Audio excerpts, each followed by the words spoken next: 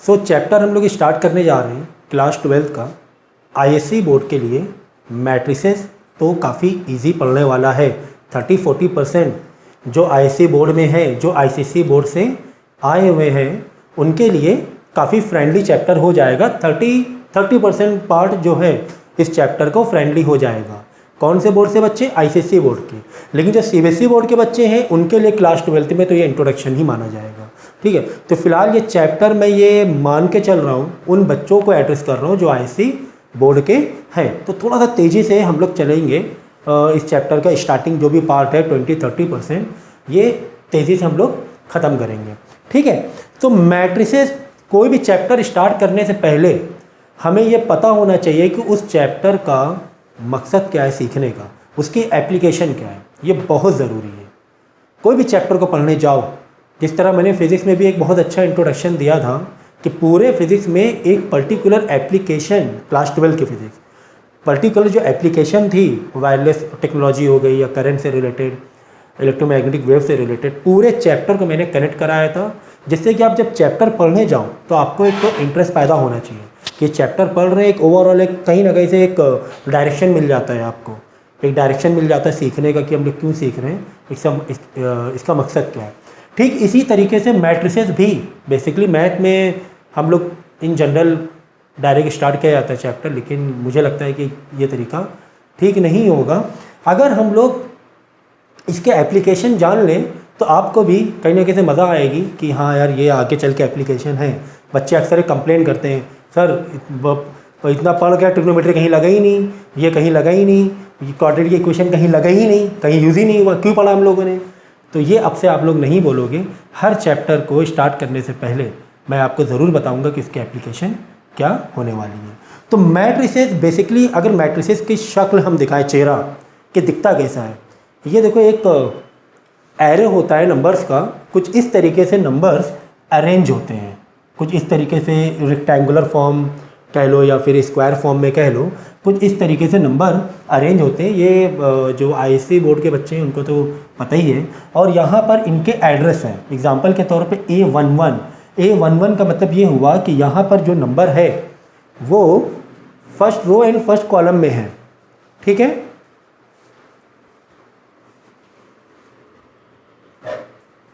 ठीक है। एग्जाम्पल के तौर पे मैं यहाँ पर एक मैट्रिक्स बना रहा हूँ, जैसे 2 3 4 5 6 7 8 9 10। इस तरीके से आपको एक नंबर का अरेंजमेंट दिखाई देगा। ठीक है, और हर नंबर का अपना एक एड्रेस होगा।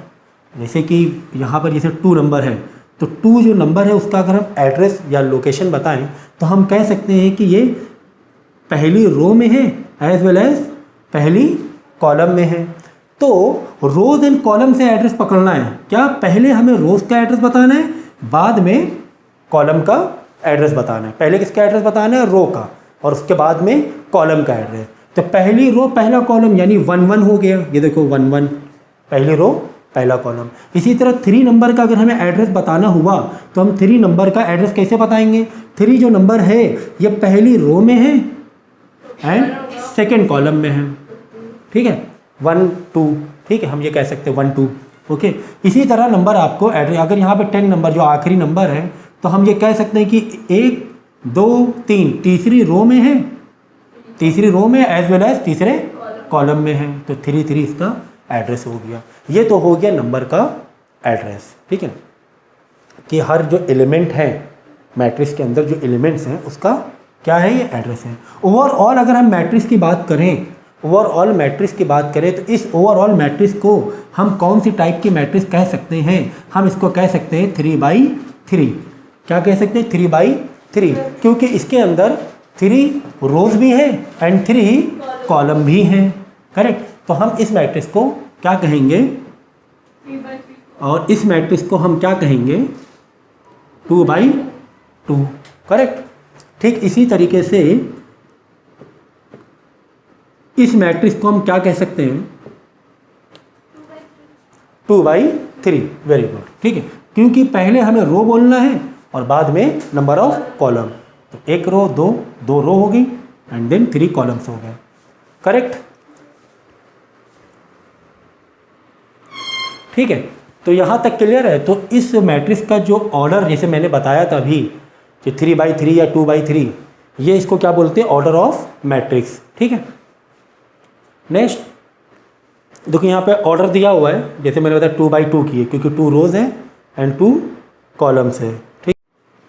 ठीक है, तो हमने अब तो ये समझ लिया कि मैट्रिक्स जो नंबर है, जो मैथ उसकी दिख रही है, वो दिखने में कैसी है। ठीक है ना, ये हम लोग ने समझ लिया कि इस तरीके से मैट्रिक्स का फॉर्मेशन कुछ इस तरीके से होता है। अब मुझे जो बताना था, जैसे मैंने कहा था कि चैप्टर स्टार्ट करने से पहले ये ज़रूरी होता है चैप्टर का यूज़ कहाँ पर है, तो मैट्रिक्स का बहुत बड़ा एप्लीकेशन होता है स्टैट्स में, डेटा कलेक्शन में। जो स्टैटिस्टिक्स होती है, जो डेटा कलेक्शन होता है, उसमें बहुत बड़ा यूज़ होता है। किसमें, स्टैट्स में यूज़ होता है। स्प्रेडशीट जो हमारी एक्सेल शीट होती है जिसमें डेटा हमें स्टोर करना होता है, स्प्रेडशीट के लिए भी काफ़ी बड़ा एप्लीकेशन है। एंड वेरी वेरी इंपॉर्टेंट जो हमारी साइमल्टेनियस इक्वेशन होती है, साइमल्टेनियस इक्वेशन है ना। साइमल्टेनियस इक्वेशन मतलब अगर दो इक्वेशन है और उसमें अननोन वैल्यूज़ हैं, दो अननोन वैल्यूज़ हैं, है ना, तो उसको हम लोग कैसे डील करते हैं, साइमल्टेनियस तरीके से डील करते हैं। या तो बाई एडिंग करेंगे, बाई सब्ट्रैक्टिंग करेंगे। क्लास 12 में इतना बताने की ज़रूरत मुझे होनी नहीं चाहिए। जैसे कि 2x + 3y = 4, जैसे कि 3x - 3y = 5। अगर हमें यहाँ पर x और y की वैल्यू निकालना होती है तो हम लोग क्या करते हैं, इसमें साइमल्टेनियस तरीके से इसको सॉल्व करते हैं। बाई एडिंग और बाई सब्ट्रैक्टिंग हम लोग निकाल लेते हैं। ठीक है, ये तो हम अगर दो इक्वेशन दी जाती हैं तो इसको इस तरीके से सॉल्व कर सकते हैं। क्या होगा अगर वैल्यू, क्या होगा अगर वैल्यू अननोन वेरिएबल, अगर 3 अननोन वेरिएबल दिए गए हैं, यानी कि x भी है, y भी है, z भी है ना।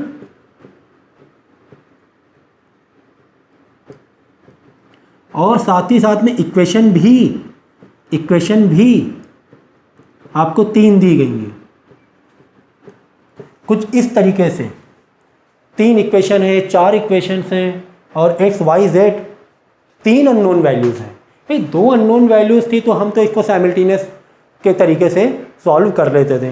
क्या होगा जब 3 अननोन वैल्यूज़ हों, तो लीनियर इक्वेशन का जो पूरा सिस्टम है उसको सॉल्व करने के लिए भी हम लोग मैट्रिक्स का यूज़ करेंगे। और ये एप्लीकेशन, यानी कि ये एप्लीकेशन तो आपको 12th में नहीं मिलेगी, लेकिन ये एप्लीकेशन आपको 12th में आपको करना होगा।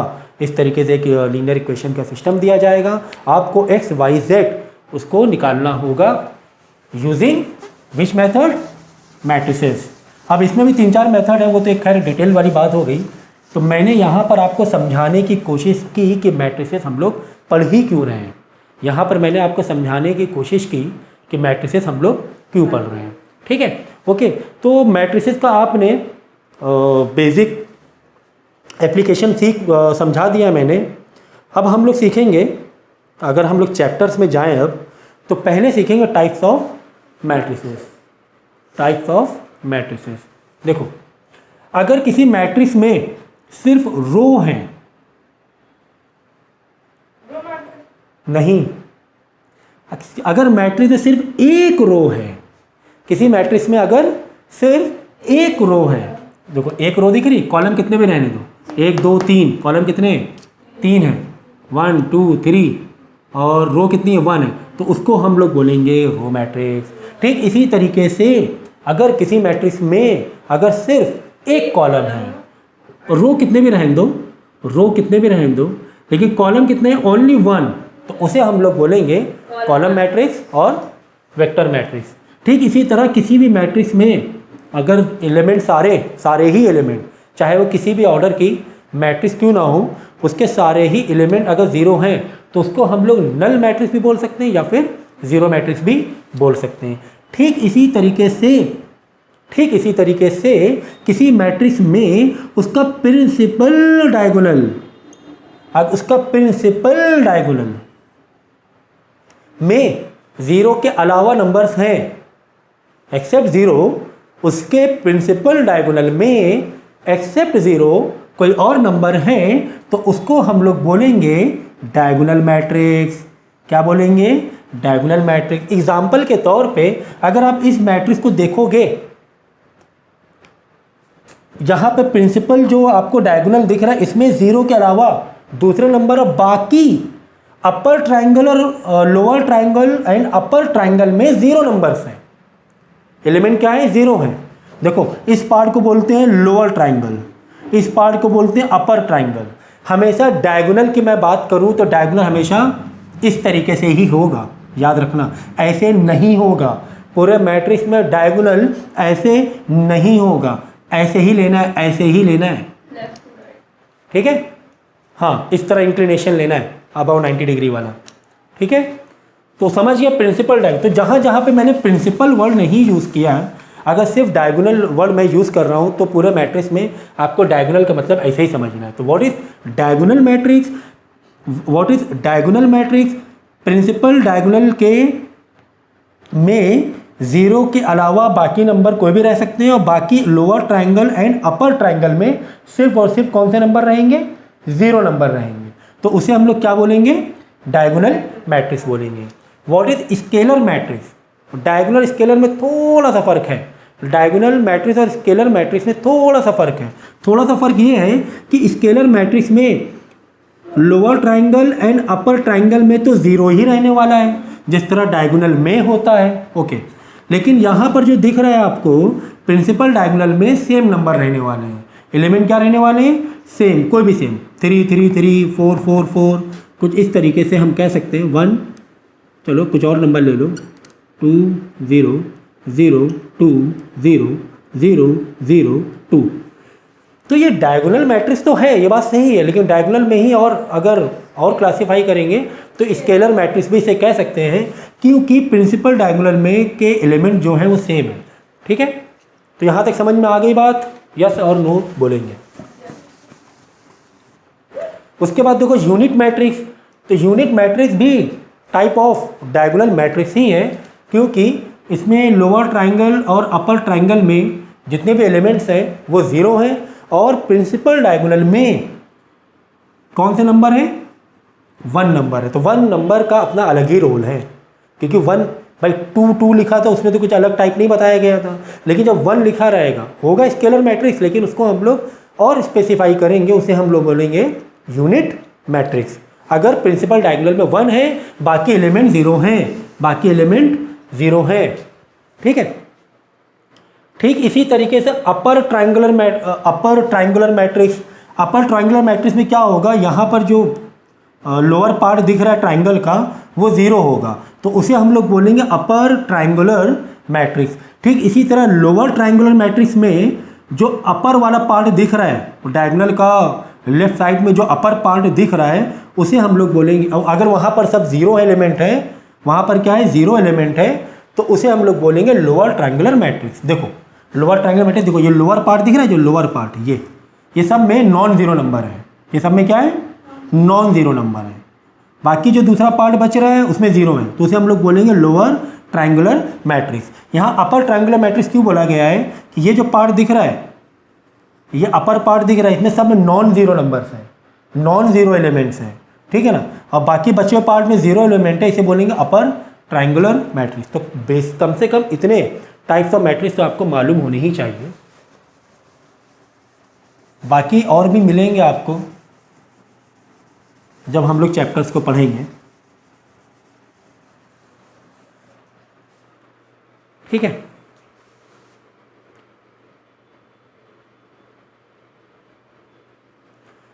अब हम लोग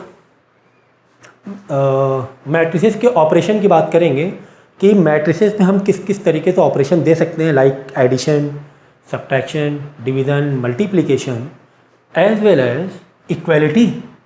इसका मतलब ये हुआ कि दो मैट्रिक्स के बीच में अगर इक्वलिटी यानी इक्वल का साइन है, दो मैट्रिक्स को आपस में बताया गया कि ये इक्वल हैं, तो इसका मतलब ये होता है कि इनके एलिमेंट भी आपस में इक्वल होंगे according to their order, according to their order, ठीक है ना। तो यहाँ पे देखो इसका ऑर्डर यानी पहले नंबर पे था, ये 1 1 में था, ठीक है। तो यानी 2 है तो इसका भी 1 1 का 2 हो जाएगा, पहली रो पहले कॉलम में जो भी रहेगा 2 है। 3 3 वो तो दिख ही रहा है, 1 1 वो तो दिख ही रहा है। सो x इज इक्वल टू क्या हो जाएगा? -8 हो जाएगा। x इज इक्वल टू क्या हो जाएगा? -8, ठीक है। तो इसे हम लोग बोलते हैं मैट्रिक्स की इक्वालिटी, ठीक है। इसी पर काफ़ी सारे क्वेश्चंस आते हैं, अभी 1-2 क्वेश्चन मैं कराऊंगा यहीं पर।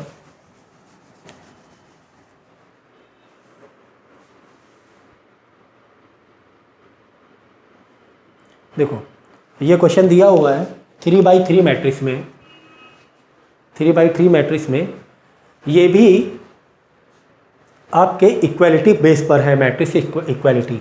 तो अब यहाँ पर आपको जो भी अननोन वैल्यूज़ हैं वो अननोन वैल्यूज़ आपको बतानी है, जो भी अननोन वैल्यूज़ हैं वो अननोन वैल्यूज़ आपको बतानी है। जैसे कि x की वैल्यू पता करना है, p की वैल्यू पता करना है, r की वैल्यू पता करना है और q की वैल्यू पता करना है एंड y की वैल्यू पता करना है और z की वैल्यू हमें बतानी है।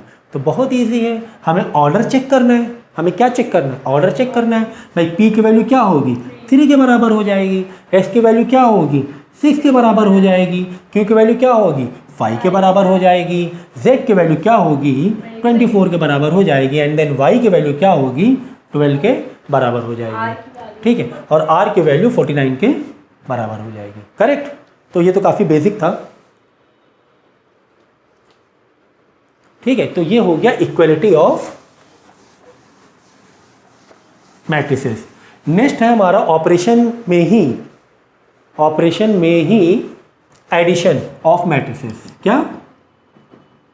एडिशन कि दो मैट्रिक्स का अगर हमें एडिशन करना होता है तो वेरी इजी, आपको क्या करना है? इन्हीं के ऑर्डर को ऐड करते हुए जाना है, इन्हीं के ऑर्डर को ऐड करते हुए जाना है, ठीक है ना। तो हमें समझो कि ये मैट्रिक्स A दिया हुआ है, समझो कि ये मैट्रिक्स B दिया हुआ है और हमें पूछा गया A प्लस B बताओ, हमें पूछा गया A प्लस B बताओ। तो वेरी सिंपल, हमें क्या करना? ऑर्डर वाइज ऐड करते हुए चलो। देखो 1 + 1, उधर देखो 1 + 1, फिर सेकेंड में 0 + 1, ऑर्डर वैसे ही रखते जाना है। देखो पहला वाला ऑर्डर हमने ऐड किया 1 + 1, तो पहले में लिखना है 1 + 1, ठीक है। फिर 0 + 1, देखो उधर 0 + 1 लिखा हुआ है। फिर अगेन 1 + 1, देन 4 + 2, 5 + 3, 6 + 1, 1 + 1, 2 + 5, 3 + 1। यहाँ पे आपको ऐड करके फाइनल आपको आंसर बता देना है। 1 + 1 2, फिर 0 + 1 1, फिर 2, फिर 6, फिर 8, फिर 7, फिर 2, फिर 7 एंड देन फिर 4। ये आपका फाइनल क्या आ गया? मैट्रिसेस का आंसर आ गया, एडिशन ऑफ 2 मैट्रिसेस। इसी तरह 3 मैट्रिसेस हैं, 4 है, 5 है, जितने भी हैं आप उनको ऐड भी कर सकते हो। एंड सेम वे क्या कर सकते हो? सब्ट्रैक्ट भी कर सकते हो, ठीक है। सब्ट्रैक्शन भी कर सकते हो। Next multiply. अगर कोई कांस्टेंट नंबर का किसी मैट्रिक्स से, कोई भी कांस्टेंट नंबर का किसी मैट्रिक्स में मल्टीप्लिकेशन है तो मल्टीप्लिकेशन भी इजी होता है, ठीक है। यहाँ पे दो मैट्रिसेस के बीच में मल्टीप्लिकेशन नहीं है, कोई एक कॉमन नंबर है, कोई एक कॉमन कांस्टेंट नंबर है, उसको अंदर एलिमेंट से मल्टीप्लाई कराना है। एग्जाम्पल के तौर पे देखो यहाँ पे 2A लिखा है। 2A मतलब ये जो मैट्रिक्स है इसको A बोला गया होगा कि this is your A matrix, okay. और 2A का आंसर निकालने में 2 का मल्टीप्लाई इस मैट्रिक्स से करना है। तो वेरी इजी, जो 2 दिख रहा है बाहर, जितने भी अंदर एलिमेंट बैठे हुए हैं सबको मल्टीप्लाई कर दो, सबको मल्टीप्लाई कर दो। हमने सबको मल्टीप्लाई कर दिया, हमने सबको मल्टीप्लाई कर दिया। 2 × 2 4, 2 × 1 2, 2 × -5 -10, 2 × 2 4, 2 × -9 -18, 2 × 8 16, ठीक है। तो मल्टीप्लिकेशन करना भी काफ़ी इजी लग रहा है, अभी तो काफ़ी इजी चल रहा है, अभी टेंशन वाली कोई बात नहीं है, ठीक है।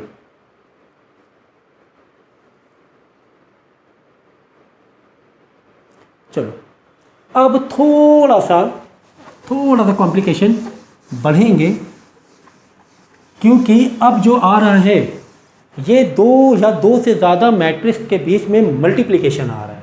क्या आ रहा है? पहले हमने क्या किया था? कांस्टेंट नंबर को मैट्रिक्स के अंदर भेजा था, मल्टीप्लाई कराया था। लेकिन यहाँ पर आप देखोगे 2 मैट्रिक्स के बीच में मल्टीप्लाई है, तो अब यहाँ पर ये गड़बड़ ना कर देना कि ऑर्डर वाइज तो मल्टीप्लाई कर दो, गलत हो जाएगा। अगर आप सोचो 8 × 2 कर दें, 2 × 5 कर दें, 9 × 7 कर दें तो गलत हो जाएगा।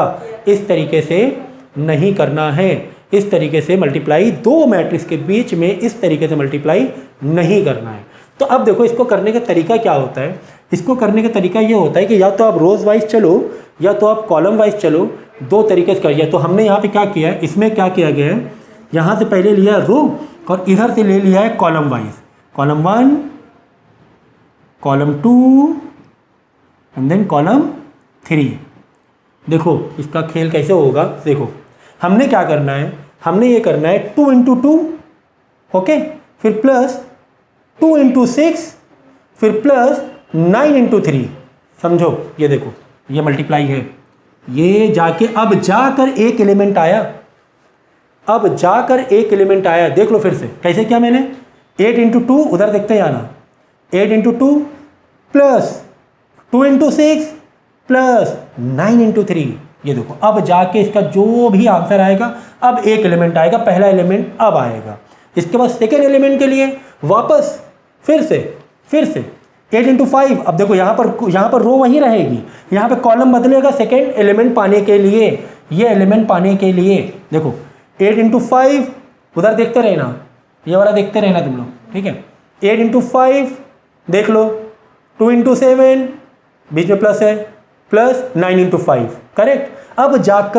अब जाकर सेकेंड एलिमेंट आएगा, इसका जो भी कैलकुलेशन होगा। फिर थर्ड एलिमेंट पाने के लिए फिर वापस से यहाँ पर रो पहले ही रहेगी, यहाँ पर कॉलम तीसरा वाला आ जाए। 8 इंटू 7 उधर देखते रहो, ये वाला देखते रहो, 8 into 7 plus 2 into 2 plus 9 into 7। अब जाके 3 नंबर तुम्हें मिले हैं, अब जाकर 3 नंबर यानी ऊपर के 3 अब जाकर मिला है। तो प्रैक्टिस कर लेना, आ जाएगा। देखो 8 इंटू 2 इसको ज़रा कर लेते हैं कैलकुलेट, 16 प्लस 12 28 प्लस 28 और 27 55 होगा, ठीक है।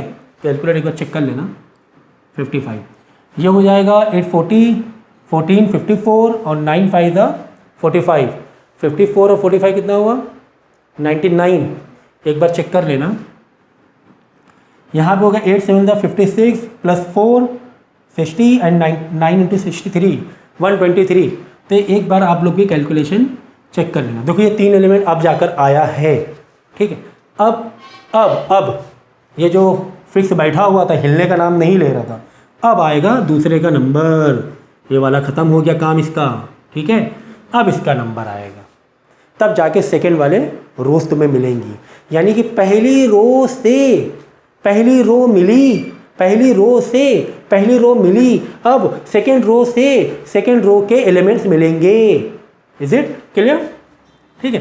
तो नाउ सी सेम वे उधर देखते रहना, 2 इंटू 2 वैसे 1 बाई 1 करना है, 2 into 2 plus 8 into 6 plus 1 into 3। फिर वापस से सेकेंड एलिमेंट के लिए ये वाला हो गया। अब इसकी बात कर रहे हैं हम लोग, 2 इंटू 5, हाँ कॉलम चेंज करना, रो वही रहेगी, प्लस 8 इंटू 7 प्लस 1 इंटू 5।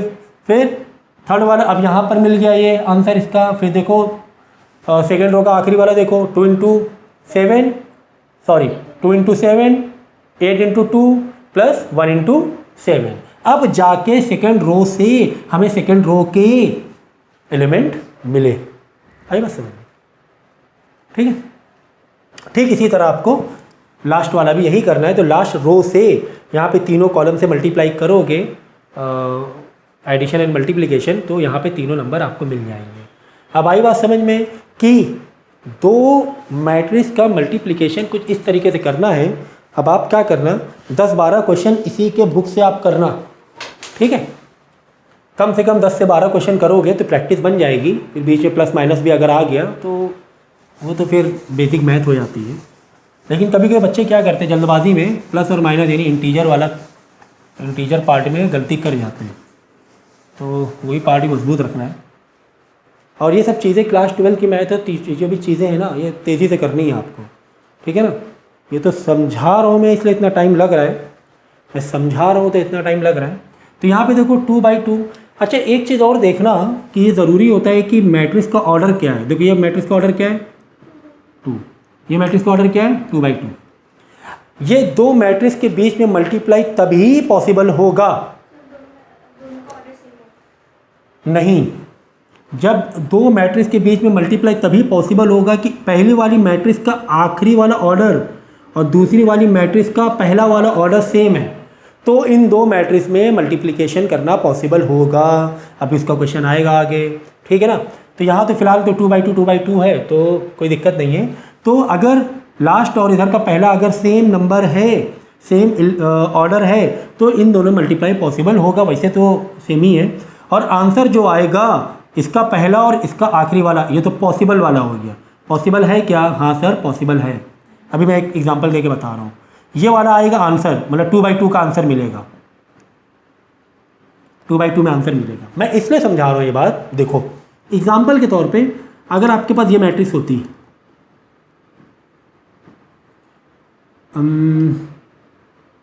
चलो ये मैट्रिक्स होती है और हमें मल्टीप्लाई करना होता, तो अब आप देख रहे हो कि मैट्रिक्स का ऑर्डर क्या हो गए, चेंज हो गए हैं। मैट्रिक्स का ऑर्डर क्या हो गए, चेंज हो गए। तो क्या अब पॉसिबल हो पाएगा? चलो चेक करना पड़ेगा, नहीं कैसे बोल दें। तो ये तो भाई 2/2 की है, ये तो 1/2 की है। 1 रो है, 2 कॉलम्स है। देख लो इसका आखिरी और इसका पहला क्या नंबर सेम है? नहीं है, तो ये पॉसिबल नहीं होगा, ये पॉसिबल नहीं होगा। अगर इसी को अगर हम इस तरीके से कर लें, only in multiplication, addition subtraction तो दिया ही नहीं जाएगा, तो पॉसिबल होगा ही नहीं। एडिशन सब्ट्रैक्शन तो 11 to 11 वाला टारगेट होता है। अब देखो अगर यही मैट्रिक्स कुछ इस तरीके से दे दी जाए, दिख रहा है आप लोगों को, तो क्या अब पॉसिबल है? तो क्या अब मल्टीप्लाई करना पॉसिबल है? देखो इसका ऑर्डर क्या है, 1 × 2, 1 रो 2 कॉलम। इसका ऑर्डर क्या है, 2/2। अब देखो इसका आखिरी वाला ऑर्डर, इसका पहला सेम है, हाँ सेम है। अब पॉसिबल है, अब पॉसिबल है मल्टीप्लाई करना। और इसका जो आंसर आएगा वो 1/2 में आएगा। ठीक है, ये मैं करके दिखाता हूँ आपको, मल्टीप्लाई में ये करके दिखाता हूँ आपको। 2 3, चलो इसको मैं मल्टीप्लाई करके दिखाता हूँ। देखो जैसे आपको दिया हुआ है 2 3,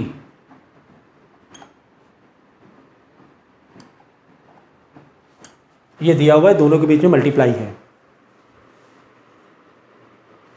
तो ठीक है, अब जहाँ पर ऑर्डर सेम ना हो और हमें मल्टीप्लाई करना हो, तो पहले हम लोग क्या करेंगे, चेक करेंगे क्या इन दो मैट्रिक्स के बीच में मल्टीप्लिकेशन पॉसिबल है। तो चलो ये हो गया 1/2 का और ये हो गया 2/2 का, सही है।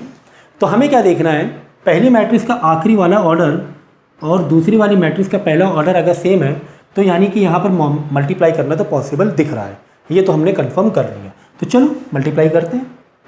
और आंसर किस में आएगा, 1/2 में आएगा। तो चलो ये वाली रो को हमें क्या करना है, फ्रीज करना है, और 1/1 इस कॉलम, दोनों कॉलम से हमें मल्टीप्लाई करना है। तो इसका मतलब अगर एक ही रो है यहाँ पर और एक रो को ही फ्रीज करना पड़ रहा है, तो आंसर भी एक रो में ही आने वाला है। दूसरी रो नीचे है ही नहीं कि दूसरी वाली रो मेंटेन हो, जैसे मैंने पहले एग्जांपल बताया था। तो देखो यहाँ पर तो मैंने क्या 2 × 1 + 3 × 7, यही तो है, 2 × 1 + 3 × 7। फिर से सेकंड के लिए 2 × 6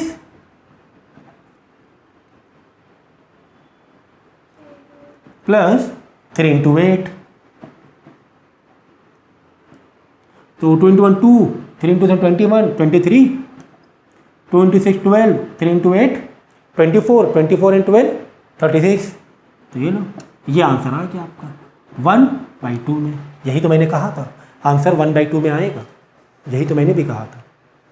ठीक है, तो अगर ऑर्डर्स अलग अलग हैं तो कुछ इस तरीके से हम लोग, पहले आपको चेक करना है। पता चला चेक किया नहीं और दिमाग लगाने बैठ गया और बाद में पता चला कि ये तो मल्टीप्लाई करना पॉसिबल ही नहीं हो पा रहा है। तो ठीक इसी तरह यहाँ पे 2/2 का मल्टीप्लिकेशन है। जब मैंने 3/3 का सिखा दिया है, तो क्या आपको 2/2 का मैट्रिक्स सिखाने की ज़रूरत है?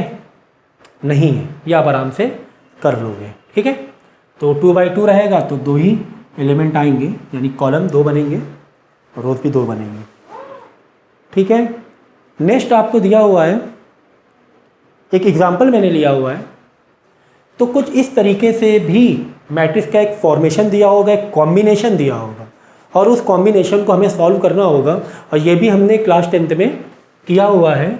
ए तुम्हें दिया हुआ है मैट्रिक्स सम, बी भी सम मैट्रिक्स दिया हुआ है, जो कि दोनों भी 2/2 में है, दोनों भी 2/2 में है। और हमें निकालना क्या है, एक्चुअली हमें प्रूफ करना है कि क्या 4 in bracket a plus B is equal to 4a plus 4b होगा। ये हमें प्रूफ करना है, ये हमें प्रूफ करना है। मतलब कि पहले हम मैट्रिक्स को इस ऑर्डर से सॉल्व करेंगे और आंसर चेक करेंगे, उसके बाद मैट्रिक्स को इस ऑर्डर से सॉल्व करेंगे और आंसर चेक करेंगे कि दोनों के आंसर बराबर है कि नहीं है। तो इसमें कैसे करना है, इस ऑर्डर वाइज हमें क्या करना होगा, पहले दोनों मैट्रिक्स को ऐड करना होगा। पहले दोनों मैट्रिक्स क्या करना होगा, ऐड करना होगा, बाद में 4 से मल्टीप्लाई करना होगा। यही तो ये ऑर्डर कह रहा है। ये ऑर्डर क्या कह रहा है, ये ऑर्डर यही कह रहा है कि a प्लस बी को क्या कर दो, ऐड कर दो, बाद में 4 से चलो कर लेते हैं, है ना। तो इन दोनों को मैंने क्या किया, a और b को ऐड किया। ये देखो यहाँ पर ऐड किया, ये देखो 4a plus B is equal to, यहाँ पे देखो 4 बाहर मल्टीप्लाई में बैठा है, बैठा दो, 4 यहाँ मल्टीप्लाई में बैठा है, ठीक है। इन दोनों मैट्रिक्स को हम क्या करेंगे, ऐड करेंगे। तो 1 प्लस माइनस 2 यानी माइनस का 1 हो जाएगा, फिर 2 प्लस 3 5, ये ऐड कर दिया, यहाँ पर आ गया देखो, ठीक है, ये एडिशन आ गया। बाद में 4 को मल्टीप्लाई करना है, 4 को अंदर भेज दो, तो 4 इंटू -1 माइनस, ये स्टेप काफ़ी डिटेल में दिया हुआ है, आप डायरेक्ट शॉर्ट में करो, क्लास 12th में हो। तो -4 20 12 32, ये हो गया आंसर, आ गया 4a प्लस बी का आंसर ये आ गया, ठीक है। यहाँ पे चलो अच्छा, आप यहाँ पे नोट कर लेना क्या कि 4a प्लस बी का आंसर ये आया है फाइनल, ठीक है। तो वन साइड हमने आंसर निकाला, वन साइड आंसर जो आ रहा है -4 20 और 12 32 आ रहा है। अब हम लोग क्या करेंगे, सेकेंड यानी कि RHS का भी आंसर निकालेंगे, लेकिन RHS का जो ऑर्डर है वो अलग तरीके से करना है। पहले आपको क्या करना है, 4 का मल्टीप्लाई इससे करना है a वाले से, फिर क्या करना है 4 का मल्टीप्लाई इस मैट्रिक्स से करना है, और फिर बाद में दोनों को ऐड कर देना है, बाद में दोनों को ऐड कर देना है, ठीक है। ये देखो यहाँ पर ऐसे ही किया गया है। तो 4 इंटू 1 4 2 8, 4 इंटू 1 4 8 12 16, -8 12 0 16, बाद में दोनों को ऐड करना, तो आंसर आपके क्या आ जाएगा, सेम आंसर यही आ जाएगा। ये आप कर लेना और आपको आंसर सेम मिलेगा, ठीक है।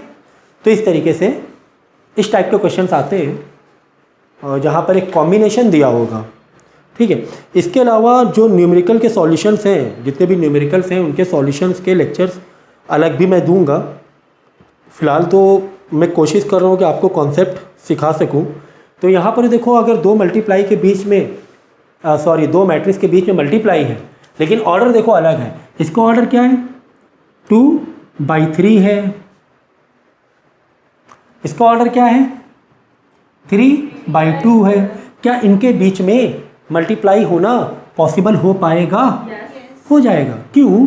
क्योंकि इसका आखिरी वाला और दूसरे वाले का पहले वाले का ऑर्डर सेम है, 3/3 है, तो मल्टीप्लाई करना पॉसिबल होगा। और आंसर ये तो पॉसिबल हुआ कि हाँ पॉसिबल है, और आंसर 2/2 में आएगा, ठीक है। तो बस पहली वाली रो की क्या करना, फ्रीज करना, एक कॉलम से करना, फिर दूसरे कॉलम से करना, फिर दूसरी वाली रो लेना, पहले कॉलम से करना, फिर दूसरे कॉलम से करना, जैसे कि हमने सीखा हुआ है, ठीक है।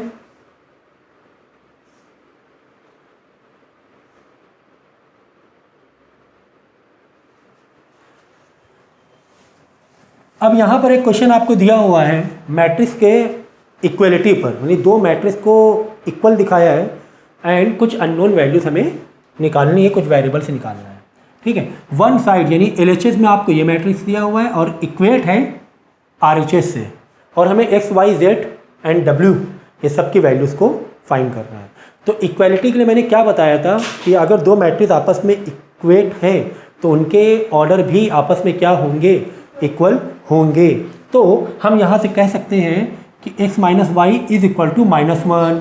तो मैं यहाँ पे लिख रहा हूँ x minus Y is equal to -1। फिर then 2x plus Z is equal to 5, 2x plus Z is equal to five, then 2x minus Y is equal to 0, 2x minus Y is equal to 0, then 3z plus w is equal to 13, 3z plus w is equal to 13, ये दिया हुआ है आपको। अब हमें x y z w x y z इनकी values को निकालना है, ठीक है। तो चलो हमारे लिए इजी क्या होगा, क्योंकि जितने भी आपको इक्वेशन दिख रही हैं, यहाँ पे 4 इक्वेशन दिख रही हैं, चारों में 2 अननोन वैल्यूज़ नहीं है हमारे पास, 2 अननोन वैल्यूज़ है अननोन, ठीक है ना। यानी कि यहाँ पर x और y 2 वेरिएबल फंस रहा है, यहाँ पर x और z अगेन 2 वेरिएबल फंस रहा है, then x y again 2 variable फंस रहा है, यहाँ पे z एंड w 2 वेरिएबल फंस रहा है। तो इस तरह की इक्वेशन को सॉल्व करने के लिए हमें सोचना पड़ता है कि सबसे बेस्ट वे क्या होगा। यानी अगर साइमल्टेनियस मारें, क्योंकि 2 अननोन वैल्यूज़ हैं, तो हम लोग किस तरीके से जा सकते हैं, साइमल्टेनियस तरीके से। तो यहाँ पे अगर दो इक्वेशन पिक करें तो साइमल्टेनियस के लिए इजी क्या होगा। साइमल्टेनियस याद है कि नहीं याद है, क्लास 11th ही पढ़ा है, ऐसा नहीं है 9th नहीं पढ़ा है, 10th नहीं पढ़ा, 11th ही पढ़ के आया हो, ठीक है। तो मुझे लगता है कि यहाँ पर भी x और y और यहाँ पर भी x और y है, तो इनको सॉल्व करना हमारे लिए ईजी पड़ेगा, है ना। यही ईजी पड़ रहा, बाकी यहाँ z और w है तो यहाँ पे x और z है, तो दिक्कत हो जाएगी। तो बस करना क्या है, एक दूसरे के नीचे रखना है और साइमल्टेनियस वे से इसको सॉल्व कर लेना है। अब क्या बताओ क्या करेंगे, बाई एडिंग करेंगे और बाई सब्ट्रैक्टिंग करेंगे, बाई सब्ट्रैक्टिंग करेंगे। क्योंकि अगर y को तुम्हें रिड्यूस करना है, साइन सेम हो रहा है तो सब्ट्रैक्टिंग करना पड़ेगा, तो अंदर का नीचे के जो साइन है वो चेंज हो जाएंगे। ये रिड्यूस हो गया, ये हो गया माइनस का 3x, ये हो गया माइनस का 6, माइनस माइनस गया, x इज इक्वल टू 2 आ जाएगा, 3 उधर जाके 6 से डिवाइड कर जाएगा। तो ये बेसिक चीज़ें हैं, ये इतना तो टाइम लेना नहीं चाहिए मुझे इसको समझाने के लिए। तो x इज इक्वल टू 2 आ गया। अब किसी एक इक्वेशन में x की वैल्यू रखना और y निकाल लेना। तो चलो अगर मैं इसमें रख दूँ 2 minus Y is equal to -1, 2 उधर जाएगा, -3 तो y इज इक्वल टू 3 आ जाएगा, माइनस माइनस कट जाएगा, तो y कितना आ जाएगा, 3 आ जाएगा। ठीक है, करके देख लेना, मैंने मेंटल मैथ काफ़ी कर ली इसमें। ठीक है, अब देखो x और y की वैल्यू आ गई। x की वैल्यू क्या आई थी, 2 आई थी। चलो x आपका 2 आया था, y आपका आया 3। अब तो बहुत इजी पड़ गया, w और z आपको निकालना है। तो क्या करना, x और देखो यहाँ पे तो मत रखो, ना तो मुझे z मालूम है ना ही मुझे w पता है। पहले तो ऊपर जाओ, क्योंकि मुझे x मालूम है, z नहीं पता, z की वैल्यू निकल आएगी। ठीक, अब इसके आगे बताने की ज़रूरत मुझे लगता नहीं होनी चाहिए। तो यहाँ पे क्या करना, x की वैल्यू रखना, z निकालना, हाँ, फिर यहाँ पर उसके बाद आखिरी में z की वैल्यू रखना और w निकाल लेना। तो इस तरीके से आपको, जैसा मैंने स्टार्टिंग में कहा था कि 25-30% क्लास 12 में मैट्रिक्स आपको यही दिया हुआ जो मैं सिखा रहा हूँ। ठीक है ना, 25-30, लेकिन बाद में जो 70% है। इसीलिए मैंने कहा था कि मैथ का जो मैंने इंट्रोडक्शन लेक्चर दिया था वो बहुत ज़रूरी था समझना, ओवरऑल अपनी क्लास 12 की मैथ को एक डायरेक्शन पता करने के लिए, किस डायरेक्शन में हमें क्या सीखना है, किसके क्या वेटेज हैं, कौन से चैप्टर की कितनी इंटेंसिटी है, जिससे कि आपको भी कॉन्फिडेंस रहे कि किस चैप्टर में हमें कितना मेंटली प्रिपेयर होना है। ठीक है, तो प्रिपरेशन बहुत ज़रूरी है। किसी भी चीज़ को सीखने के लिए आप कितने प्रिपेयर्ड हो वो बहुत ज़रूरी होता है। ठीक है।